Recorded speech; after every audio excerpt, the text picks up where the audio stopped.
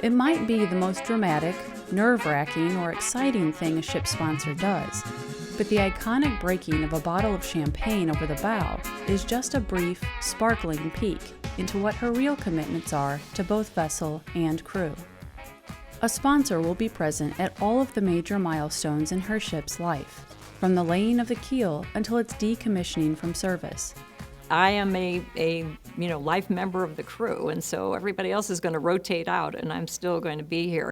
The role of the sponsor is tremendous. This idea of imbuing her personality into the ship and being the advocate for the crew, which are going to take that ship, take it to sea, and fight for our national security. U.S. naval tradition for the past century and a half is to have a female fill this unique role.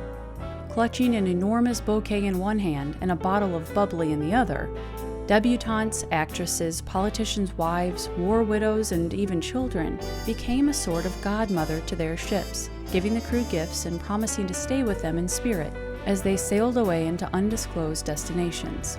Of course, the past few decades have seen sponsor selection focus more on what the women themselves have accomplished, but the commitment remains the same. In 1937, as 17-year-old St. Louisan Nancy Lee Morrill was being crowned the Queen of Love and Beauty, battleships and a world war were most likely the furthest things from her mind.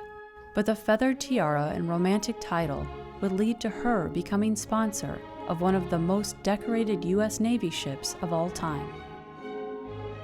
The newspapers described her as a vivacious brunette, and I can testify vivacious. She was gray by the time I met her, but so kind and friendly. I got her recollections of being tapped to be the sponsor of a light cruiser. She was picked for the job because she had been crowned at the Veiled Prophet Ball. It was a debutante ball, and she was just coming out. Ms. Morrill had long ago become Mrs. Smith, but her memories of the St. Louis were still crystal clear, especially the christening.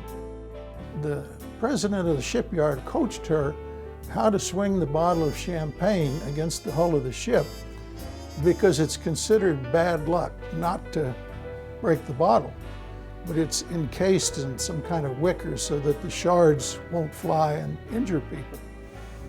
So according to the accounts that day, she had a beautiful sidearm delivery that would put Dizzy Dean to shame, make him look like a sandlotter.